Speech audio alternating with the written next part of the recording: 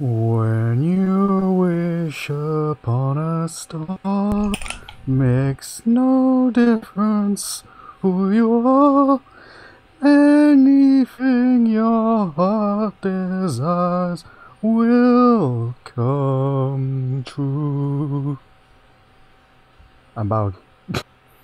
What's that from? That is Pinocchio, my dear John. Pinocchio, right. I've heard the song, but I couldn't for the life of me place that from at all there. In my desperation for material, I've switched to 1930s Disney. Well, we're dredging the archives then. Next week it's Hi-Ho. Welcome to the Button Mash Podcast. We have 1930s Disney. Because what else do you need? We are joined this week by not one but two special guests. We have returning for his... Is this your third appearance? Or third, yeah. We have Alzorath. Welcome back, Alzorath. Hello. And making his first appearance, we have Fixxxer. Hello, hello. How's it going? Fixxxer is the main man who runs all the Strangelandy things for people who don't know him. You should go check him out. Strangelandian. Do you have a YouTube by any chance, Fixxxer? I do. It is /Fixxxer TV. Oh, I'm so happy I got a segue in. That's going to be my one and only one. We've got two guests. You've got lots of opportunities for that this week, so... Oh, yes, that. Make the most of it. Okay, hang on. I'm taking the patch off. Here we go. Alzorath, you have a YouTube by any chance, don't you? Yes, /Alzorath. Wonderful. You two have made his day here. All I bring to this podcast is segues. He's been jonesing for weeks. Some segues. Just need some footage of him riding that Segway. If I could be bothered to edit the footage for this, I would put pictures of segues in every time he did segues. But I can't. And where would you post those segues? On the channel that everybody's already watching the things on. But if somebody wanted to maybe, I don't know, share a comment? Yep, a segue. Why don't you please leave us a comment on this podcast to let us know what you think? Oh, yes, your alternative. This is your patch, isn't it? The calls to action. People to make comments, yeah. Yes. By the way, thank you for actually doing that, some people. We appreciate it. Yay for comments. I didn't bother telling your names, but thank you. Alright.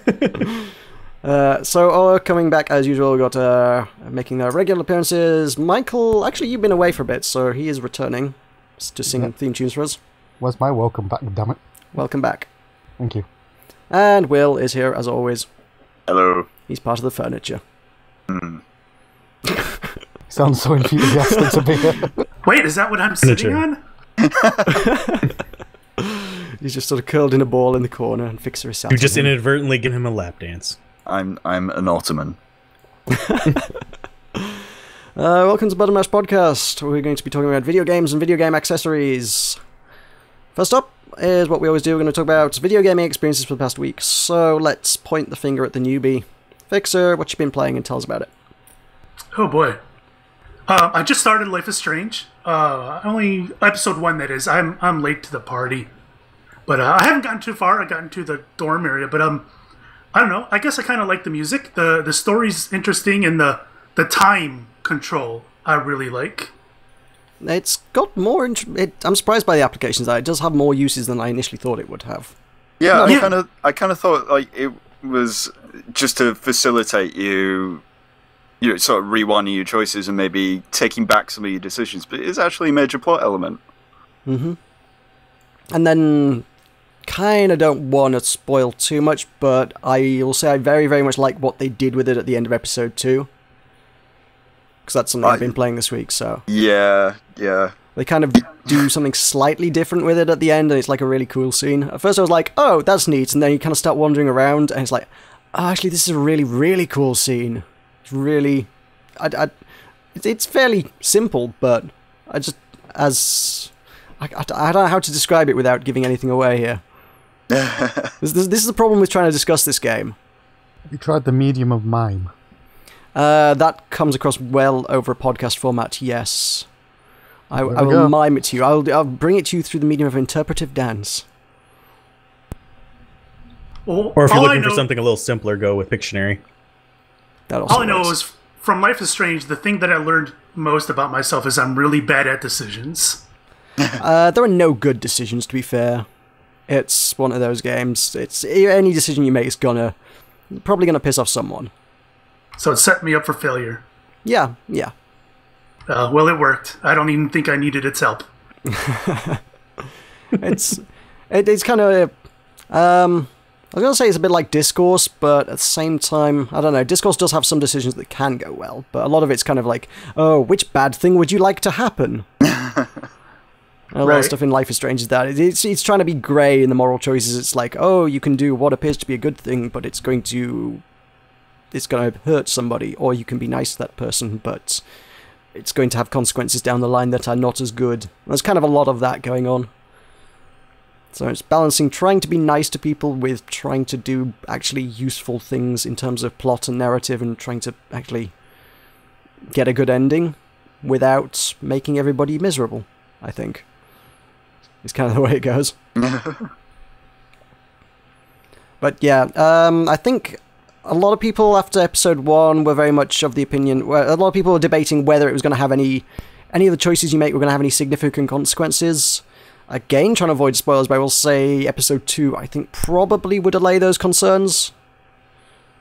There is definitely things which have an impact.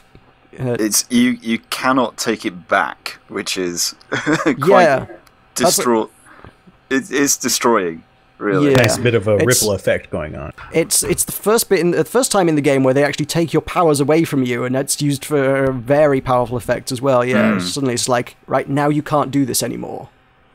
Well, I guess that's probably a good thing to look forward to, because I'm at the point where I feel like no matter what mistake I make, I can pretty much fix it. Yeah. Well, yeah, this is like one of the most important decisions in the game up to this point, if not the most important decision, and all of a sudden it's like, no takey backsies. You cannot undo this. Yeah, I had to create a whole separate game just so I could get the 2 separate outcomes. Oh, right. I'm now prepared for all eventualities. Right, I didn't get the bad ending, so... Such as it were. Well, it might come back to bite you in the arse later. It probably will, actually. There's plenty more endings to have bad endings with. Yeah. Yes, that's true. We are only 40% of the way through the actual story here. That bad ending will find you. It always does. Speaking of bad endings, Fixxxer, you also played Discourse, right? I did indeed play Discourse. I really liked it. I loved how everything I seemed to do ended in somebody's injury or death. Yep, that's pretty much how it goes, yeah. That's working on a building site, isn't it? Yeah. I mean, once you play through it a few times, you'll kind of figure out how things interact with each other. I mean, we kind of briefly talked about this earlier today, actually, but there's a lot of things in the game that pretty much everything kind of interacts with everything else, and until you know what's going on... I've played through it like 5 times, so I kind of know what's going on, but until you get to that state, especially the first playthrough where they don't let you... Again, they don't let you do a do-over in that one.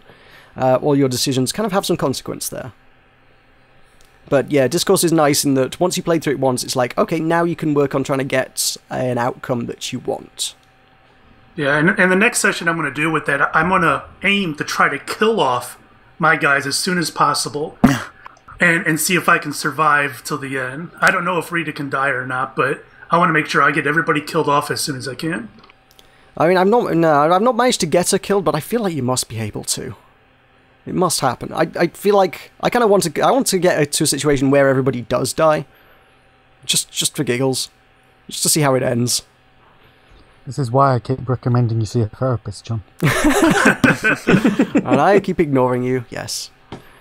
No, I actually, that idea of being on your own on the island, I can't help but wonder what the dialogue would be like at that point. Would that just at that point kind of turn into Garfield without Garfield? Without John. Yeah, well, no, Well, it is without it was Garfield, without right. Garfield, because it's just John talking to himself endlessly. Exactly. So it would be just Rita just on an island talking to herself, potentially. To be fair though, if John was in the cartoon without Garfield, John would have an immensely better life. Probably, yes. He would have less lasagna issues. Lasagna-based hijinks. Mm-hmm. He'd save a fortune. So yeah, Discourse is a thing. I've been playing the crap out of that all week. I want to get everyone alive, frankly, and I don't think it's doable. Last time I checked on the Steam forums, it was like nobody had come up with a solution for getting everybody to survive. Oh, really? Yeah. That was a few days ago, but I don't know. I thought I came up with one yesterday. I was like, I think I've got this. I think I've nailed this. So I sat down for an hour to play through the game to actually get it sussed, and no, the game always has something happens. Something always goes wrong. Usually something out of your control as well. It's like, okay, I've negotiated everything perfectly up to this point. Everything has gone great. Everybody's alive. There are minimal injuries. Wait a minute, is that a piano I see in the sky? Yeah, basically, it's not a million miles from it. Yeah, it's just like the game's like, oh, by the way, so and so's dead. Screw you. You just happened to die while you weren't looking. Nothing you can do about it. Yeah, there's 2 characters that you need to keep alive throughout the game, and if you get towards kind of end of the game, and one of them's alive but the other one's not, whichever one's still alive will sort of start going murdery and try to murder one of the guys in the group, and I don't think there's a good outcome to that as well either. One way or another, somebody is going to die in that scenario. So, you can't avoid it. There's so many things where it's just like, somebody's got to die here. I can't believe the devs would design it in such a manner that you can't get off the island with everybody alive. But yeah, that I'd would be be shocked more if that real. were the case. But I am genuinely completely thrown on how to actually engineer such a scenario. I can't do that. I can't do that at all. It's really annoying. But it keeps me wanting to play. I keep going, I can do better. I can do better. And I'm watching other people's Let's Plays on YouTube, and it's like, what are they doing different? And making mental notes on the progress that they're making and seeing what happens. And when they make a different decision and they go a different way and see other things, I'm like, oh, so if you do that, I could potentially make a person live. Oh, and if you do it this way, that person doesn't get injured. And yeah, it's an astonishingly deep game. It's like a multiverse. You're going down a path, and a decision splits you off into a parallel universe, and it just keeps getting split and split and split, like a tree. Yes. Thank you, crazy. Doc Brown. Dear. So, yeah, those are good for decisions. Anybody done anything else? So, if you want choice and consequences and things, I like those. Those are both very good games right now for me. I'd have to check out Discourse. I haven't actually played it yet. Do it, make it happen. It's an excellent game. I cannot recommend that one enough. In fact, I will say, I think if you're the sort of person who's just going to play through it once, it's kind of steep for what it is, but if you want to sink your teeth into it and try and get different endings and different paths and different narratives, there's a lot going on there. Groovy. Ooh, actually, in a very similar vein, I've been playing, and I will be starting a series on my YouTube channel tonight, of Out There. What a shameless plug. Yes, shameless plugs indeed. Shameless plugs for the channel people are already watching this on, yeah. Which is, I did a kind of a first impressions video of that last week, and people were like, hey, why don't you play this? And I was like, well, I do really enjoy this, so, okay. You don't have to twist my arm too much. So that's it's kind of a space roguelike thing, but it's kind of also, again, choose your own adventure kind of thing. So you will jump between stars and it will throw up a lot of random events and stuff, and you have to make the right decisions to get the best outcome. And you're managing a lot of resources, you're mining planets for metals and gases to use as fuel for your spaceship, as well as trying to trade with aliens for special minerals and schematics for better stuff for your spaceship, and trying to upgrade your ship and make your way across the galaxy to get to a bunch of various destinations which have a variety of different endings. Looking at it on Steam makes it look a lot like FTL graphically. Maybe a little bit. I wouldn't say it's got a whole heck of a lot in common, aside from the trying to get across space without dying, and if you die, you've got to start all over again. Kind of the roguelike-y kind of element, I suppose, is that there, but... less shooting? There's no shooting involved, no. It's pretty much entirely resource management. You'll just you'll jump into a new system and it'll be like, oh, hey, there's an alien spaceship here. Well, I'm going to salvage its fuel tanks. And you take its fuel tanks, and it's like, plus 20 fuel. Oh, I've jumped into the middle of an asteroid field, and I've been hit by all sorts of debris, and my hull has taken 30 damage. Minus 30 damage, and you've got to kind of... You can then go into your inventory, and you're like, oh, well, I've got a stack of iron here, and I'll use the iron to fix up my hull. And... then it's like, oh well, now I've run out of iron, so now I need to go down to this this metallic planet, this rocky planet with a lot of metal ores and stuff, and spend some fuel digging for that. And then, oh, now I'm low on fuel because I spent a lot of it mining, so I need to go to visit a gas giant and collect some resources there. It's really cool. I'm enjoying it. Sounds neat. I'm not sure how compelling it makes as a YouTube video. It might be another one of those... I mean, I've done games kind of similar to that in the past, and nobody cares about them, but I enjoy them immensely, so it might be kind of that again. Still fun to play. Yeah, yeah. It's cool. Yeah, I haven't run into the same stuff too often. I've run into a few things. I mean, with those kind of random events, kind of choose your own adventure, but just done with random events, you kind of tend to run into the same stuff over and over again. I've not encountered that too often, but I have done a few times. It's like, oh, you've come across a beautiful woman on a lush and verdant planet. And it's like, well, I'm going to ignore her because the last time I followed her, she was a mirage. So, no. Turns out this was a desert planet. Yes. But this might be the one time in the game where she's not a mirage. I don't think it has different outcomes. I'm pretty sure it plays out exactly the same every time. If you follow her, it turns out it's a mirage, and you've wandered halfway around a desert planet for no reason. I have a dream. And it's kind of I think it's a decoy for some plant to try and steal your spaceship and its resources.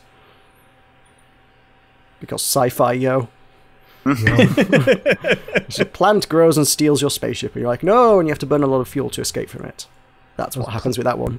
Those plants a tractor beam, but more cellular. Something very much like that, yes. Those plants live in the fog of life. Mm-hmm. Anyone else got anything awesome this week? I've been playing Duelist and Jump Jet Rex and Pillars of Eternity. All three of those pretty good games. Jump Jet Rex is good if you like more like Sonic and stuff like that, Sega Genesis kind of era games. It's got a bunch of speed challenge modes and no deaths and stuff like that. Pretty interesting. I think it's on early access right now.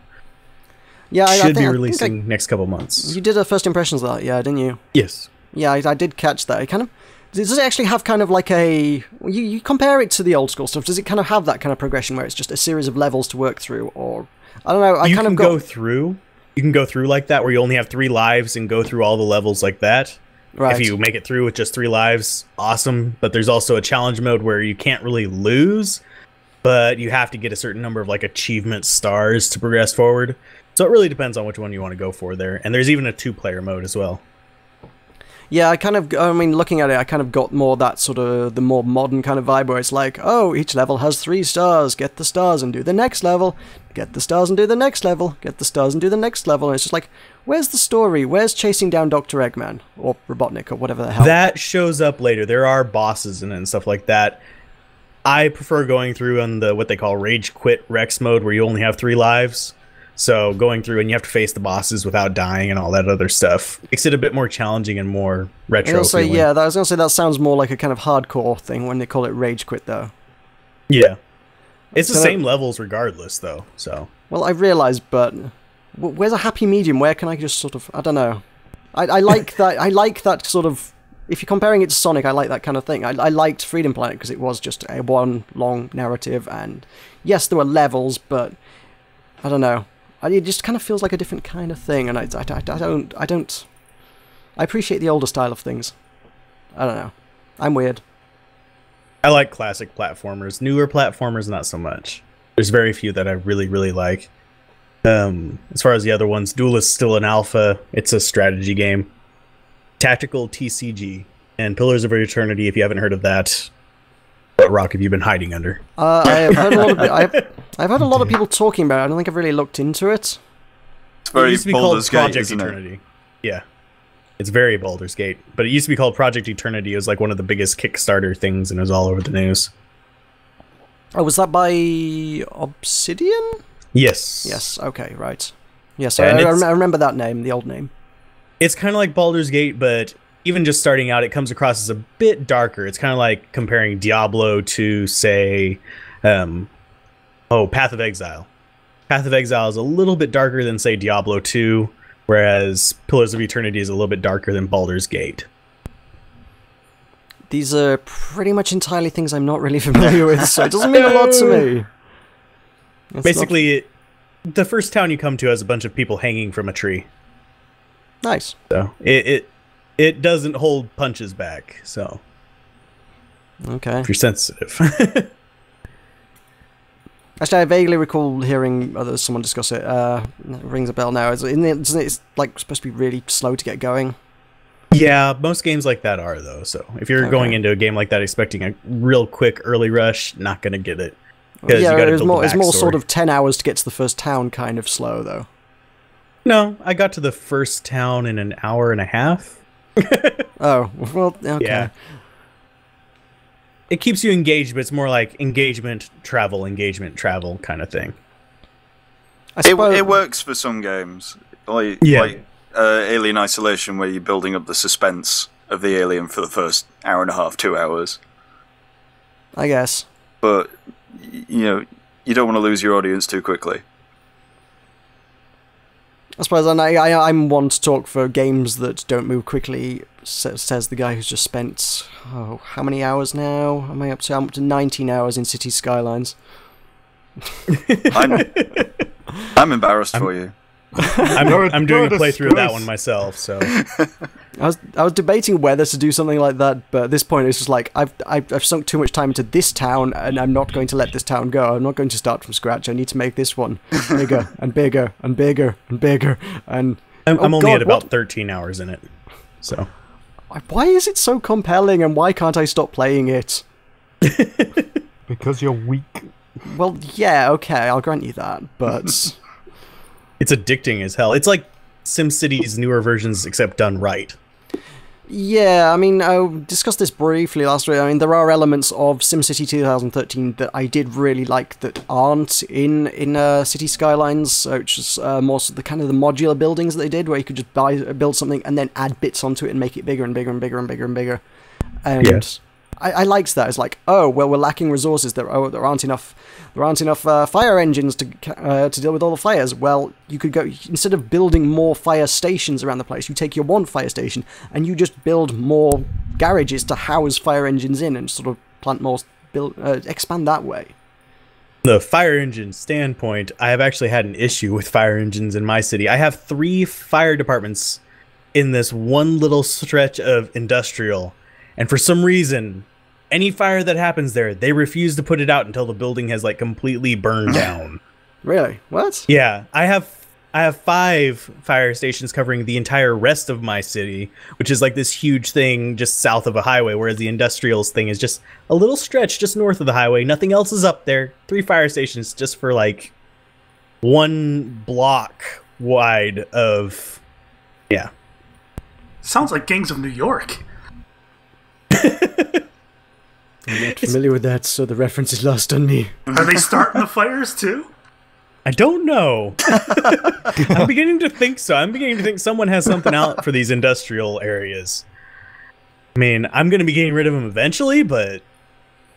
Dang. Somebody's beating you to it. Yeah. I've just been building incinerators up there to replace them. Right. Oh, so your industry burned down? I'll just burn some trash there. We're good. The one recurring issue I keep running into is just, for some reason, dead people.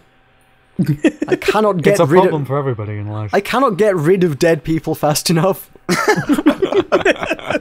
Is there not a collection like Monty Python? There is, but they seem to go at the same pace. They sort of trundle around town with the cart going, bring out your dead. Yeah. I keep building crematoriums. Half my town is crematoria at this point, and they won't work fast enough. They need to burn corpses faster. Is everyone in this game 80 or something? In my town, apparently, yes. Apparently, it's just all octogenarians have moved into my city.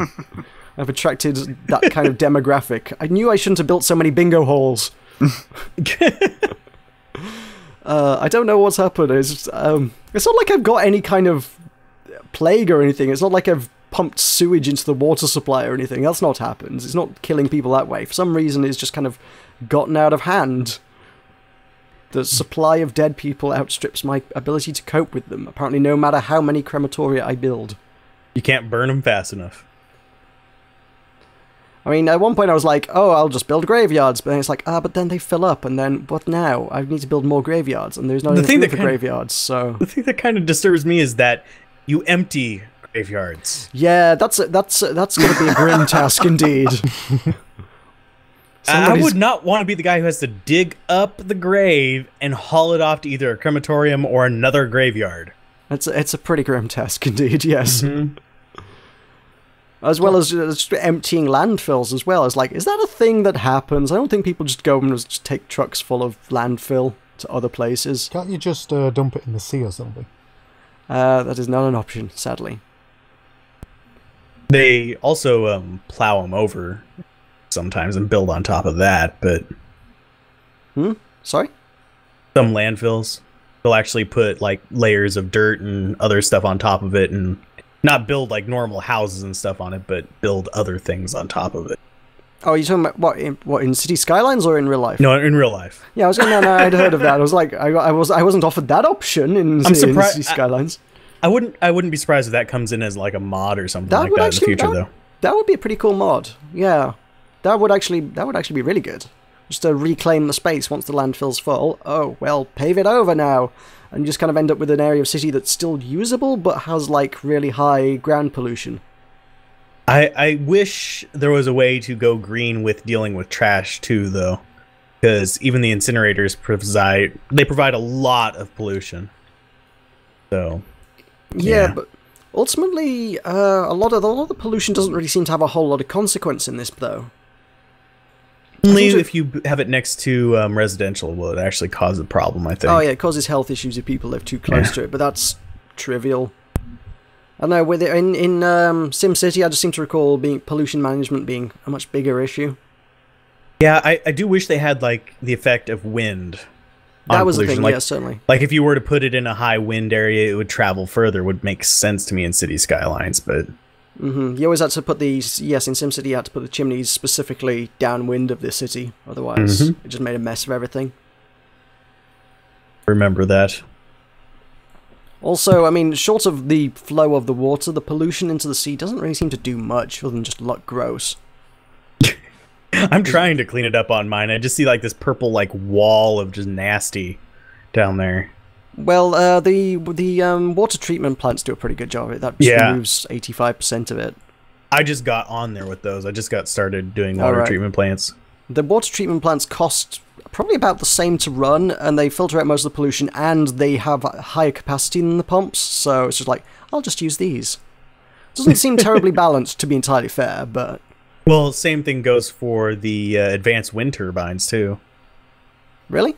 Yeah, they produce more electricity, and you can put them out on the ocean, so you don't have to worry about the noise pollution.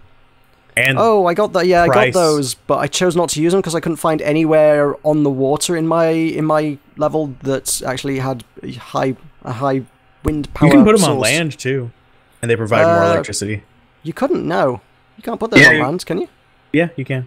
Or are we talking about something entirely different? The one with the solar panel on the side of it and the weird like spirally blades. Yeah, you can put it on land. I was sure when I tried to put that on land, it was like, no, you can only put this on water. You must put this on water. Put it on water. And I was like, but it won't generate any power on water, so I don't want to do that. I could load it back up again and check. I thought I could put it on land. Honestly, I just built a hydroelectric dam because it was just like, you can have 1 terawatt of power. It's like, I'll take that. Okay. Don't have a hydroelectric dam yet. Yeah, I built that quite early on. I've seen a lot of people on YouTube and stuff. It's like, so many people have issues with it. It's like, it just doesn't work. I don't know, for me, I was just like, oh, that's about $200,000 and it makes 1.2 terawatts of power. I am never going to run out of power in this city. It's like, I'll take that. You know, that'll work. It's getting the right place, though. Never mind, you're right. The advanced one requires water. Yeah, I thought so. I quite literally just loaded up the game. Yeah, the dam's kind of interesting because, firstly, just the fact that the water actually has its own dynamic flow and generation. It sort of moves the water around. I kind of wasn't expecting that first time around. It's kind of cool. It's like, oh, it actually creates... Oh, right, the water drains away when you build the dam, and then it fills up. It's like, oh, this is really cool. You can almost kind of create a bit of a reservoir kind of thing, but not very well. Actually build down in the valley where the waters receded from? I haven't tried that. I presume you could do something with it. It does drain away considerably, so you should be able to achieve something there. Shall have to try. Mine's on an ocean side, so I don't really have much use for the hydroelectric dam. Right, I chose the islands level. I was like, oh, this looks really interesting, so it's kind of got lots of rivers and it's broken up all over the place. And there's nowhere to build any land. There's so many tiles I was like, oh, this is cool, it's got an island on it, I'll buy that. And it was like, buildable territory on this island, 25%. I'm like, oh, I just bought 4 square kilometers of land and I'm only allowed to use one of them. So I'm just shoehorning people into my city at this point. I'm like, where can I build high density houses? I will build a high density housing complex here and here and here. There's just more people into my city, please. Squish them in there. I'm trying to keep mine fairly organized in terms of, like, I have, like, square roads. I don't have these weird windy things that a lot of people are doing on YouTube. Right. But Yeah, John's trying to fill up his graveyard. He needs the people. It may be the fact that I am squishing them into tiny spaces that causes graveyards to fill up. Perhaps, I will grant you. Asphyxiation. They have oxygen. Don't know about anything else, but they've got oxygen. I don't know, there's a lot of weird things that just don't seem to work. I mean, everyone in my city is whinging. It's like, oh, we don't have enough goods, and I put in a cargo railway station, and it's just like there's just a endless stream of trucks coming out of that now. It's like, oh, I still haven't solved the goods problem, but I think that's going some way towards solving it. Well, the trucks have got the goods, but the trucks now can't get through the town because there's so many trucks on the road, it's just jammed up the roads. So all you've essentially done is increase pollution, which is adding to the asphyxiation, so you're killing your people faster. Yep, and I wonder why I have a problem. See that therapist, John, that serial killer in you. Speaking of serial killers, I played Party Hard. That's a fine segue. Oh, is it actually a surprisingly good segue? I sent a preview copy of Party Hard, which I managed to play at PAX, so I was kind of already aware of it, and it's really good. It's a game in which your neighbours are having a really noisy house party, and you don't like it because they're so noisy, it's like 3 AM, so you decide that the solution to this is to go and murder them all. Reasonable. Yeah.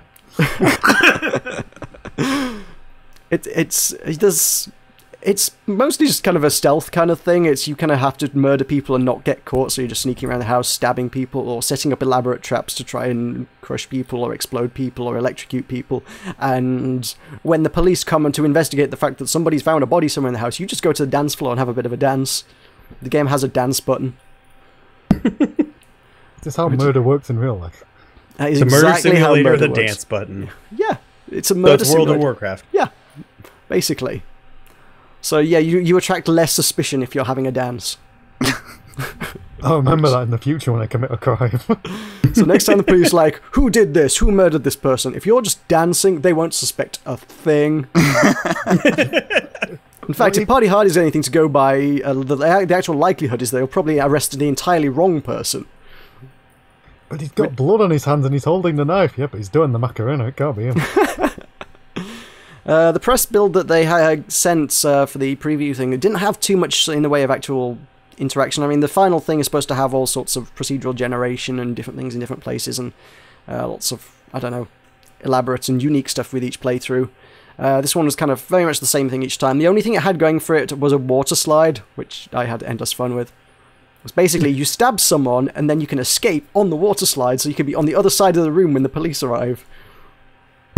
You can stab and then someone will go like, oh, there's a dead body, and meanwhile you're in the swimming pool at the other side of the room. I'm gonna have to try this game now. It's pretty cool. I'm beginning to doubt the realism in this game.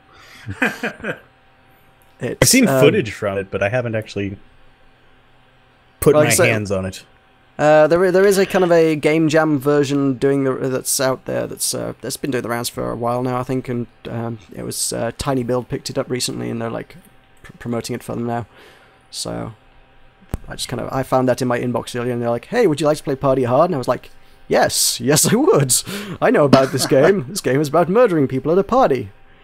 I'm okay with this." So yep, I've been murdering people At parties. at parties. Where else? Where else would you murder people? In towns like Salem. Ah, I see you have mastered the art of the segue. It's like I've planted the seed and it's blossoming. I love it. It is. You started something here. Eventually one of us is going to have a bicycle and it's going to ruin it all. Oh boy. I'll admit that one took me a moment slightly longer than it should have done. Let's put the training wheels back on Alzorath's bike. Alrighty, so since you started something, has someone been playing Town of Salem, perhaps, maybe, this week? I don't know. I know Fixxxer has. I know I have. And your ever-present guest that isn't here today, sadly, has. Killing the Interesting ass. happened? How many? Tulkas actually won a game. I was gonna say, can I ask? This is what I'm more interested in at this point, actually, than what happened here. Fixxxer, how many hours have you played of Town of Salem total? I think about 150. Woo! Something Okay, like- you know what? My city skylines doesn't seem so bad anymore. Are you kidding me? I got like 4,500 in TF2. That's TF2 though. Everybody's got a lot of hours in TF2. I've got like 1,000 hours in TF2. Most of us probably sat in an idle server, but hey. Yeah, I got about 150 in Town of Salem. Jeez. I'm curious how many hours I have in Team Fortress 2. It's probably abysmally low. Well, I was pretty big into TF2 for a while. Pyro 4 for life, hours. yo. I have 4 hours. 4 hours? Wow, okay. Where have you been, man? I stepped away from first-person shooters after, remember the original Counter-Strike when it was a mod? Right. That was my last first-person shooter that I sunk a whole lot of hours into. Meroka, then. do you even vet your guests? What is going on here? I'm sorry, I shall have to screen people for TF2 hours in future. Which means I don't think Tulkas is probably allowed back then either. Yeah, I'm pretty much out of a job. Yeah. I don't think Michael can play either. It's just going to be you and me, Fixxxer, next week. Oh boy. See what you've done now? Well, I hope you enjoy not having anywhere to sit or a lovely song to listen to. No furniture and no segues. Can I make up for it with 64 hours in Rogue Legacy? That's pretty good. That's pretty good. I'm wearing a Muppet t-shirt, does that count? Which Muppet? The Muppet is important. It's animal. Okay, that's acceptable. You are good. Muppet is an acceptable animal.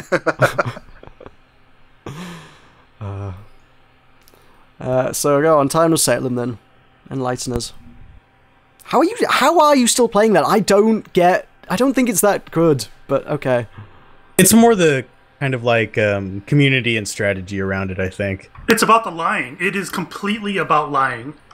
Yes. But there's no strategy. It's mostly people lynching each other randomly. It doesn't strike me as being terribly strategic. It's not quite as random as you would think. Additionally, they have a new lobbies now where random lynching. I don't want to say doesn't happen, but it's less frequent because they're ranked lobbies. So those people get reported and removed. Basically, you're in a game with people who have played 50 or more games themselves, so they know what each of the roles does. So they're not just out there going, "Oh, herp-a-derp, kill somebody." They're actually like, "Who should I kill so I can win this and get more gold or just actually have a win on my record," kind of thing. It's not achievement hunters or anything anymore. I guess. There is strategy to it as you get into the more complex stuff, especially for things like the Jester. That's the fact that you can sort of not lynch people based on the fact that you don't have any information was always struck me as kind of strange when the real life games that it's based on do require the town to lynch one person per turn. That's kind of how the game progresses. There is one forced lynching every turn. You have to kill somebody every, what is it, 2 or 3 days? I think it's 3 days. Yeah. You have to do it every 3 days instead of every day. Oh, right, okay, fair enough. But the fact that you can just sort of just choose not to do it at all is still kind of strange. Although one game of Mafia I did play, there was... the Doctor had, like, the greatest string of luck ever, and he, like, saved... by pure luck, the right person 3 days in a row. So we're 3 days into the game and nobody had died, and everyone's like, are we actually sure there are any mafia in this town?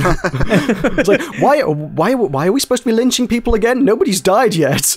We don't. I don't think there are any mafia. The most peaceful game of Town of Salem ever. Yeah, well, that's what I'm saying, because this was the actual IRL people meeting each other in person game. It was kind of like, okay, now you've got to lynch people. And I was like, but why? Why would we lynch people? Nobody's died. We have no reason to suspect there are any members of the mafia here because nobody's died yet. But the rules of the game are you need to lynch someone. It doesn't make any sense. But yeah, I don't know. I gotta say, I'm super addicted to it, but I enjoy it.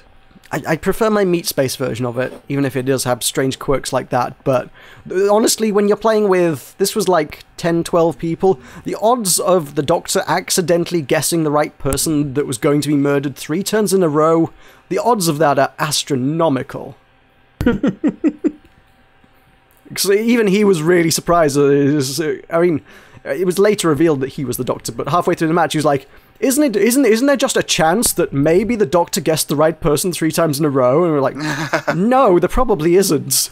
And at the end of the game, he was like, I was the Doctor. It was the right person 3 times in a row. That's part of the fun with Town of Salem is seeing those super rare events. Just a couple weeks ago, Al and I were in a game where at the very end, there were 4 people left, I think? No, I don't know.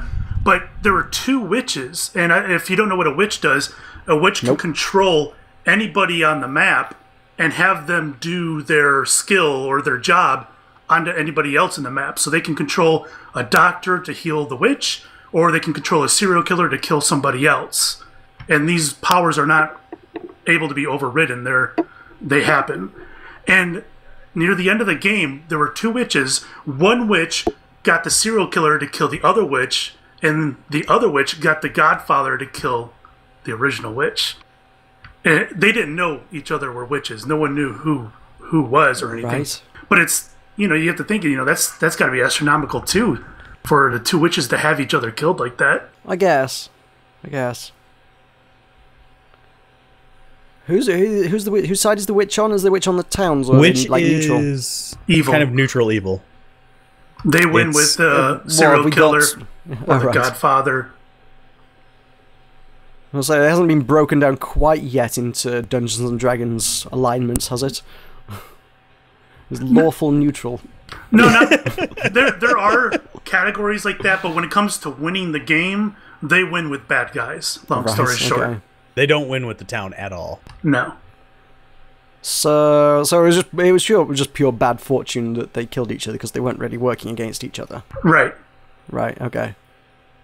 All right, but it ended up sucking for both of them. Well, yeah, I'll grant you that. Yeah, sure. I suppose they don't have any information on who actually is any other kind of role.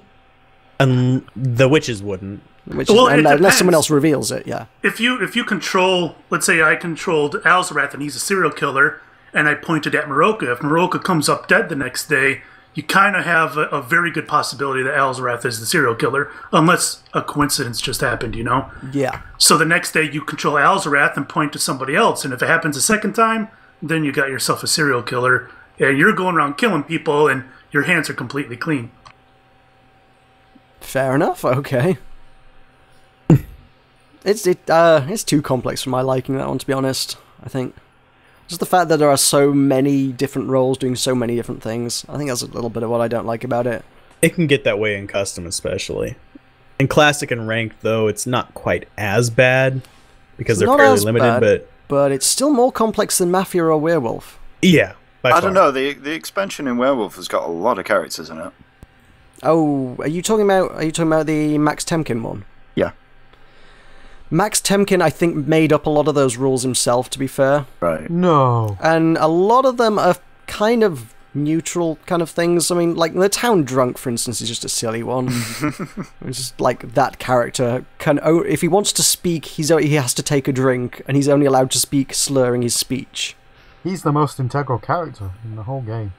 Although I will say, Will had a fantastic idea for that one, which was if you were playing as the werewolf and you wanted to try and throw everyone off, you would take a drink every time you spoke and slur your speech to pretend to be the town drunk. It's a good way to conceal yourself and get very drunk at the same time. Well, yeah. I like that as a strategy. That's a really clever strategy. That's fantastic. Because it's one of the most obvious roles that anyone could possibly be. So, I don't know. I guess if you've got two people drinking a lot, drinking very heavily during the game, you've got to consider the possibility one of them is probably a werewolf. And you're going to have to lynch probably both of them at some point. Flip a coin at that point. That's the fun of the game. So I suppose what happens there is you lynch one of them, and if it unfortunately happens to be the town drunk, well, then the other one is probably the werewolf. It's a trial and error system. It is. It's a way to deflect some of the blame onto a poor villager, though. Certainly. Definitely. It's a neat idea, yeah. Anyway. Anyone else playing any other games? Well, John and I have both played through the Titan Souls demo. Oh, of course, yes. It's hilariously full of death, for me at least. I thought it was really easy. Yeah, because I missed the great big picture of the load-up screen with the game controller recommending to using the game controller, and I completely missed that and used the keyboard, and it is next to impossible with the keyboard. I can't remember whether I mean, this demo is based on the original prototype very, very heavily. It's pretty much the prototype with a new lick of paint, and I can't for the life of me remember how I played the original. It may have been with a controller, I don't know. I can't remember if it was in Unity. It may well have had controller support, but I can't remember. That's going back a little while at least. I don't know. It's a fun game though. The fact that you can one-shot the bosses does make some of them kind of short if you get it. If you just get lucky, you're just like, boop, oh, boss is dead. But it's cool. I went back and looked at the trailer again, and it looks like the boss fights are a lot more complicated than just those three that are in the demo. I think so. I guess the demo, like I say, is kind of just based on the prototype. I'm not even sure if those are actually even going to make it into the final game. I think that was there to kind of give it. I think it was there kind of as a nod to the prototype. It was kind of a nice thing that they did, but I don't think it's a demo that's based on the finished product, as it were. It's kind of a standalone demo kind of thing. In any case, I've already pre-ordered it because it just looks amazing. It is very pretty. It's a very pretty game. It's filling the void that Hyperlight Drifter isn't at the moment. Right, okay. And, I had something. That's gone. Gone forever. It is gone. I was going to say a thing and then I forgot the thing, so carry on. It's been washed away by your dam. Yeah. Also, I imagine for you, actually, I guess it's filling a bit of the Demon Souls kind of, or Dark Souls even, kind of void as well. Yeah, I'm a little bit annoyed with Dark Souls because they brought out Scholar of the First Sin, and it essentially means you have to buy the game all over again, and you don't even get to continue on your character anymore. So what's that then? Sorry. They've effectively re-released the game. How so? It's now on Steam for about 30 quid, I think. And you have to buy it separate. Or rather, if you didn't already have Dark Souls 2, then you can buy it and that's fine. But if you did, you can't get access to this content without paying 30 quid and starting a game all over again without the character that you've laboriously gone through the game with. Was it not sold on Steam before? Yes. Okay, so that's how I've been playing it, but now there's an updated version with extra content that you have to buy again. Res textures and all that stuff, too. Yeah. Really? It's an entirely separate thing with more content. Well, that doesn't make much sense. Exactly. So I'm not liking that. That does not sound particularly good. Especially no. at No. that price point. Jesus. I know. They could at least give people who own the game a discount or something. That would make more Exactly. sense. If you didn't buy the game, now is a good time to buy the game.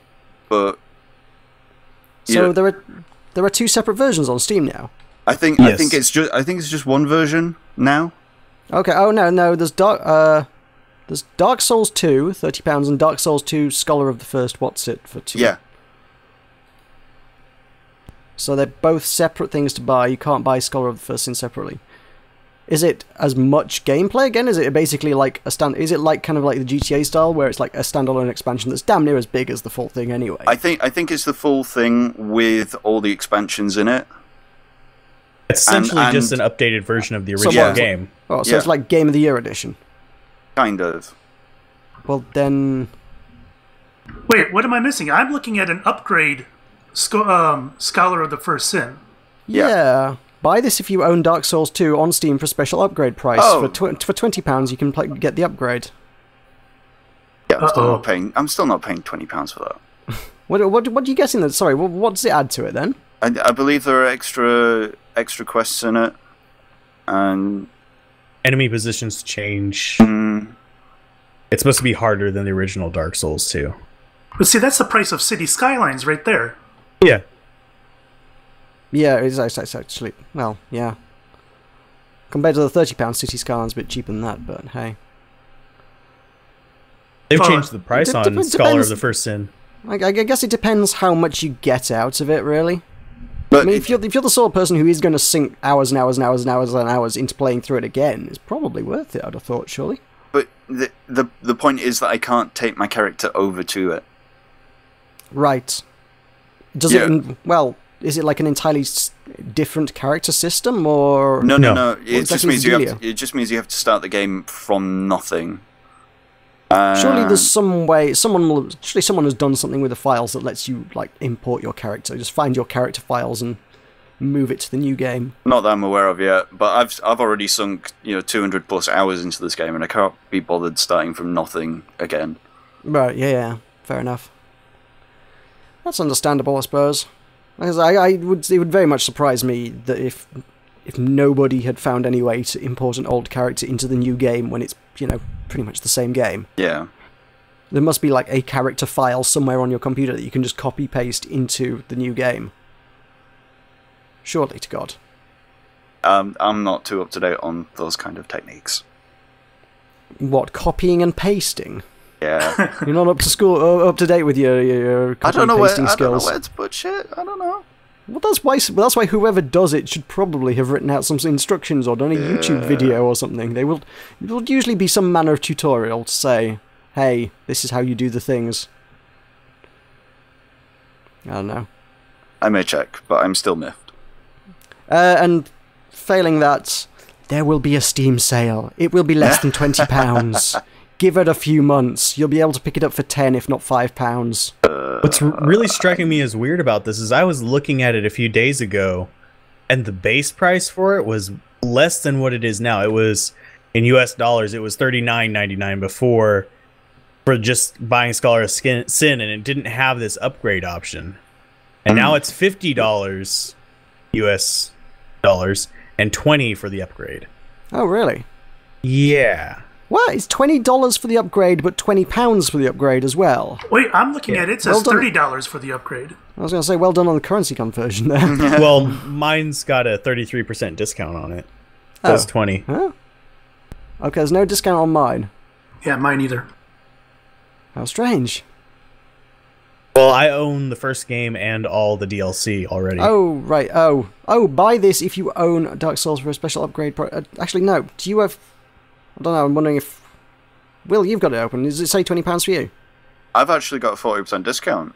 Oh, there you go. I guess if you own Dark Souls, it then applies a discount to the £20. But why would it have that as a £20 anyway? I don't know. This It doesn't might make be much if sense, you own like, the at all. DLC that's giving you the extra % discount on that. I got Maybe? a season pass for it. Yeah, so same I, here. Yeah. I'm still not probably going to buy it, but No, me neither. because I have everything That's except for strange. Scholars of the First Sin. And the weird thing is, I'm reading through the description. It doesn't sound like it actually adds anything to the game. That was what I was concerned with. I'm going to read this verbatim real quick and tell me if I'm wrong.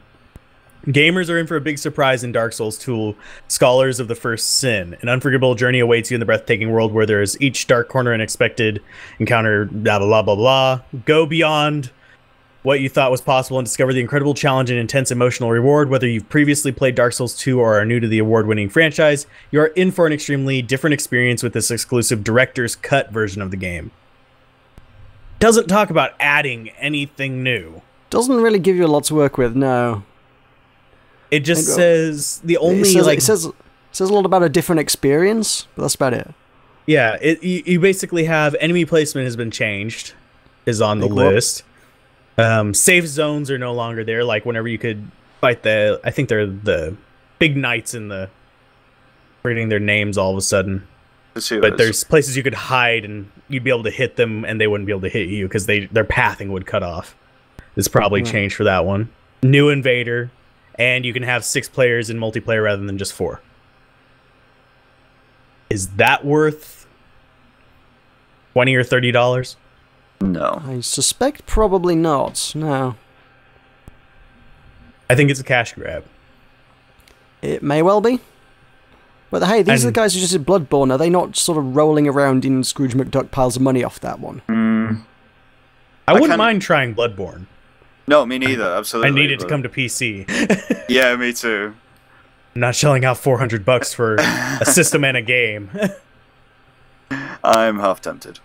If I had $400 lying around, sure, but nah, I don't. It's one of those. It's one of those that's designed to sell consoles, isn't it? And it's working.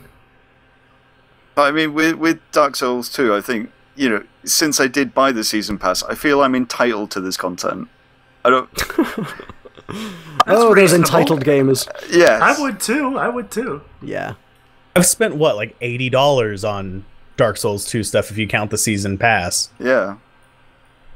Yeah, So, I bought the game on launch day. Yep, Got got the season pass as soon as it came out. So why aren't we entitled to this? I don't know. Why don't you write an email to them and find out? I'll write an angry email. Good. Do that. I can muster as an angry tweet. Make sure you put in the words severely displeased. That will make them sit up and take notice. I'm going to use disgruntled Whoa! because that tends to raise red flags. Michael, we've been neglecting you. Tell us about the things you've played. I'll just mention the 2 board games that I've played over the Easter break. Alright. The first one was Pandemic, which Cool. I don't think I've ever played a board game where it was more physically impossible to win. Okay. Well, it was weird because you're a team of researchers and you're trying to cure all the major cities of the world from disease. Mm-hmm. So while you're doing that, though, you're drawing cards that enable you to move or cure an area. But you're also drawing epidemic cards, which spread the disease. So essentially, as you're playing, you're creating more disease for yourself to cure. Right. So Okay. we failed quite spectacularly. I know that's one of the games we've kind of got in our button mash arsenal, as it were, and I know we need to sit down and have a group game of that at some point. I will assure you, it's a quick game. You'll be done. Quick game? I thought it was supposed to take hours, isn't it? Nope, you will be done in 40 minutes and you will have lost spectacularly. Oh, okay. Fair enough. Okay, then. So yeah, that was Fair play. Pandemic. Okay. I still want to check it out at some point. Oh yeah, it's worth playing. It is a lot of fun, but you might need to really think about it because it is very, very hard to win. Just when you think you're making progress, you'll draw that epidemic card, and then the disease will spread and it will kill you. Right. Okay. It's pretty much the game version of Your Town. Hmm? Oh, in City Skylines. Yeah. Right. Yeah. Okay. Yeah. I suppose every time I think I've solved a problem, everybody dies again. Yeah. Okay. I'll take that analogy. As piss poor as it was, yes. I've not managed to plague my town. I mean, the most spectacular failure I've seen in City Skylines was watching BOO on YouTube, who managed to put his hydroelectric dam backwards, which reversed the flow of water so that the sewage started flowing into the inflow pipe. In terms of cock-ups, that's quite spectacular. That was pretty impressive. And he was like, why are there so many dead people in my town? It's because you're pumping raw sewage into their water supply. Because you reversed the flow of the water of the river, which is really impressive, by the way. But I like the fact that it allows it to happen. It's not like, you can't place it. It's like, man, go for it, you know? Yeah. It's your town. If you want to mess it up, You it's put on it there, we'll figure out how the water works. Hope you've got plenty of graveyards, boy. So that one amused me. That's what's quite so impressive about City Skylines, when things like that happen, the little mechanics that you just never expected to happen. I have seen a mod that just lets you just generate water and basically create a tsunami. Oh. That's awesome. Because I think one of the selling points of the game from the devs' perspective, they were like, oh yeah, there's going to be no random disasters, so there's nothing just going to go, screw you, and wipe out your town.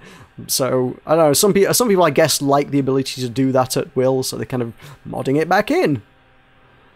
And from what I've heard, the tsunamis really don't kill as many people as you'd expect. They more just destroy stuff. I don't know if it does do too much, because all the comments on that mod were just like, yeah, it killed like a bunch of my town people, but most of the town just kind of bounced back and now it's back to normal. It's like, it really didn't do a lot. Well, the fact these town people can defend themselves against tsunamis, but when it comes to the option of not drinking the sewage water. And never mind that you get tweets at the top of the thing talking about having showers in bottled water. It's like, when there's a plague in town, just drink the bottled water. Forget the showers. No, I've had to do that before. What, shower in bottled water? Yeah, when Hurricane Ike came through here, and I was without power and water for 2 weeks, I had to use bottled water to shower. That sounds expensive.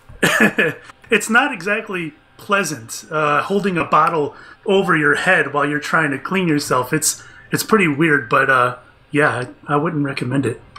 No, it doesn't sound great. Okay. I wasn't aware that was a thing anybody had ever done. That's Fixxxer proving us wrong as always. Fixxxer has done things no man has ever dared dream of. Yep, I swam home. I've done gallons of water as shower thing, but I've never done just normal bottled water. Oh, what, like a huge gallon jug and then run a hose? Thing, and, yeah. Okay, interesting.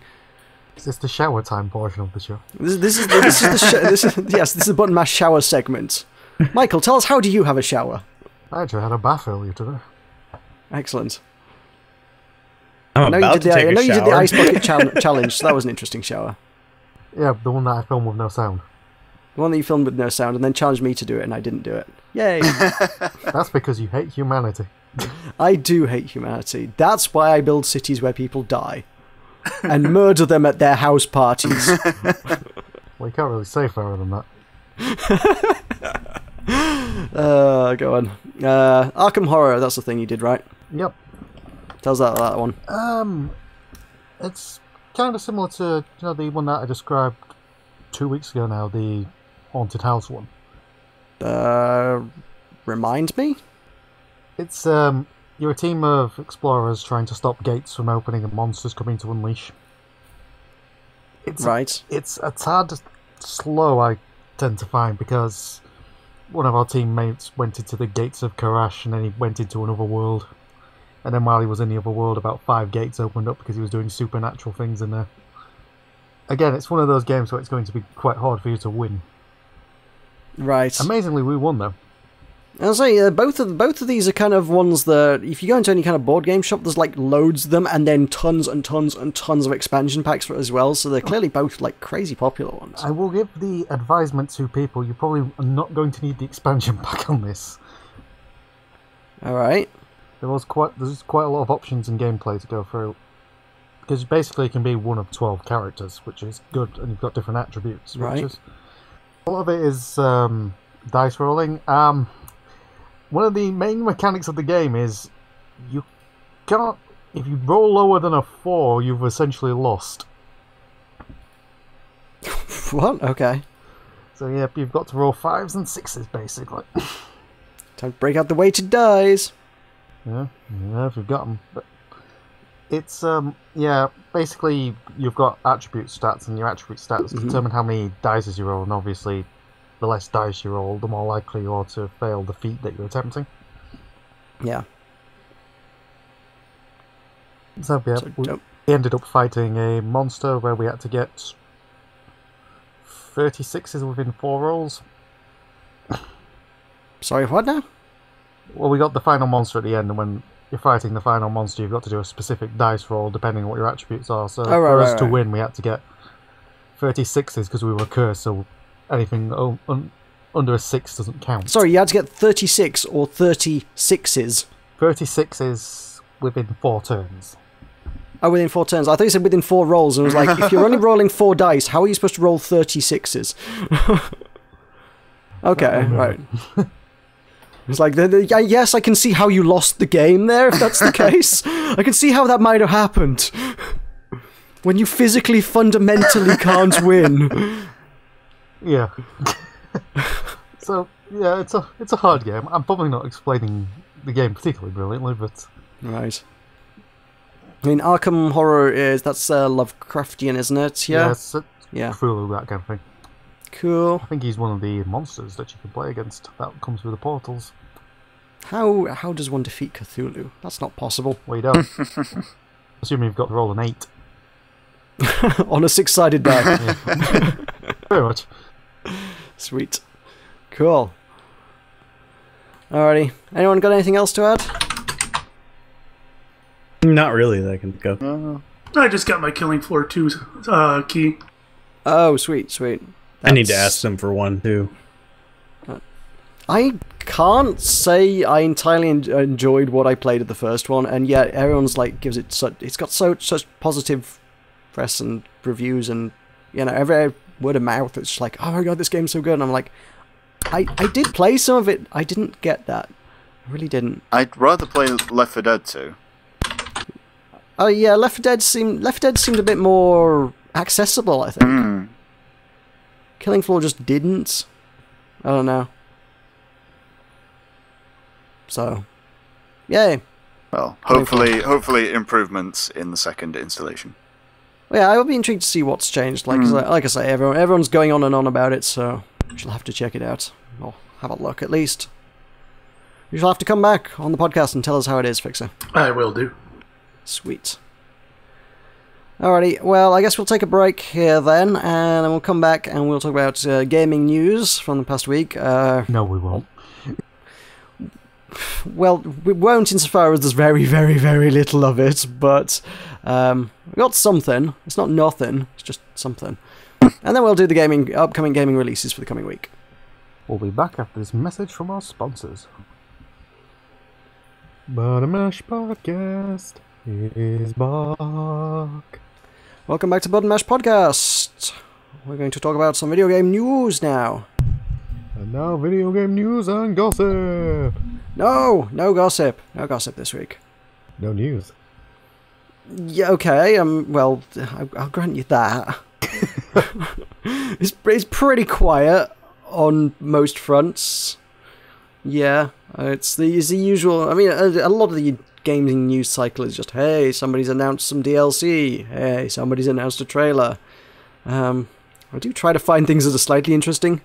We can imagine... Oh, heck, most of you weren't here for this. Last week we talked about Halo 3 Online. A little bit. I remember it distinctly. Yeah, when you weren't here. You weren't here last week, were you? You weren't here. No, because I had to sing. Yeah, I had to sing. So yeah, we talked about last week. We mentioned that Halo Online had been announced by 343 as being Halo for PC in a free-to-play format, but only in Russia. I don't know if any of you guys caught that news. Please tell me you guys caught that news. Okay, so yes, Halo on PC. You can imagine how that's a big deal. I have actually never played Halo. Get out. I've played it once, and Never bothered going back to it. Okay, I was really big into Halo 3 and indeed ODST and Reach, so yeah, Halo 3 is kind of a reasonably big deal for me, so this is kind of interesting. So yeah, when they're like, oh yeah, we're making Halo for PC and it's based on Halo 3, that's kind of cool. I would really, really like to see that. And we did already go over the kind of the reasoning why you would do that and then restrict it to Russia, and the reasoning behind why one might make such a decision. And it's kind of understandable, I'll grant you. What with piracy in Russia, go crazy over free-to-play games. Yeah, also the crazy high piracy rates in Russia as well, and the fact that in your more affluent territories, you've got Halo on console, and they're trying to make people buy Xbox Ones. So you know, if it's on PC, I personally would have no incentive whatsoever to buy an Xbox One. Whereas if it, yeah, you know, at this moment in time, I can either go break out the 360 and try and find a match on there, or cave and buy an Xbox One are kind of my options from their perspective. And I'm not going to cave, but nonetheless, they would like me to, I'm quite sure. I'd like everyone to cave. Yeah. So, Halo Online, it's kind of a big deal for a lot of people who like Halo, like me, but we can't play it. So some modders have stepped up, as is always the case. Presumably someone at 343 is not very good at their job, or is secretly rooting for the people who want to play it on PC, because a build for the game has been leaked. And then the modders are working hard to try and, you know, actually make it into a playable state for anybody, anywhere on the internet. Which is a noble cause I can get behind, to be honest. Yeah, but really hard to pull off legally. Yeah, it's very much a grey kind of area. Even in terms of piracy, it's like, well, it's kind of not entirely piracy, because the people you're providing the game to couldn't play the game in the first place. But it also kind of is. Microsoft have stepped in and had the build pulled from GitHub, which is where they're originally hosting it. But there was a interview, or at least an article with Torrent Freak, where the guys who are essentially pirating, modding, whatever the heck they're doing to it, spoke to them and was like, yeah, we've got lots of backups, so they're going to try and find other ways to distribute it, I think. I won't say it's not a thing that I want to check out. I really would like to check this out. If they can get that working, I'm very keen to have a look at that. Only trick is going to be able to get it without the viruses and stuff on it. If they're having to go through a bunch of different routes to actually distribute it, which are probably going to be shut down rather frequently too. Well, I think torrent's about the only way you could honestly do it. I guess that's probably very much a risk, but I don't know, if you're careful about things, it's not too big a risk. Shall I do a legal disclaimer and claim that none of us have ever used torrent? You can do that. It won't be true, but you can do that. What's a torrent? A torrent? They don't exist. Torrents don't exist, kids. Don't do it. Winners don't use torrents. The views of the bottom mash host are solely his. Torrenting is not itself illegal. Torrenting copyrighted files is illegal. Torrenting as a means of peer-to-peer distribution of files is not inherently illegal. It is simply a method of file distribution. It's like Dropbox. Oddly enough, that's the only thing I've ever honestly used torrents for, was actually downloading OC Remix stuff. Exactly, OC Remix is a perfectly legitimate use of it. They're like, look, we're hosting a lot of files that a lot of people want to download, and it costs us a lot in bandwidth. We'd prefer it if you downloaded it through a torrent. Okay, do that. I think that's where I downloaded my car from. Yeah. You say that as a joke, but I think there are people working on making that viable. Yeah, man, with the 3D printers. With 3D printing and a lot of that, a lot of your sort of CAD CAM stuff, you can get astonishingly close to being able to download a car these days. And I'm okay with this.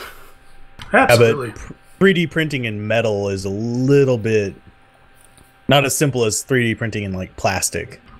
Well, yeah, but there's plenty of plastic cars. Engines? Well, okay. Well, you can't make it, but it doesn't have to all be made on 3D printer. You can do other bits.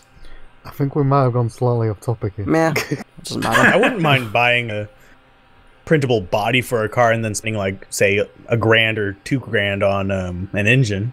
Yeah, I mean, if you look at exactly that, a lot of people do that with 3D printers themselves. They will have somebody 3D print all the bits that can possibly be 3D printed on someone else's 3D printer, and then the few bits that you can't, you buy it, and you can sort of put together for a 3D printer on the cheap by just buying the few bits that can't be printed.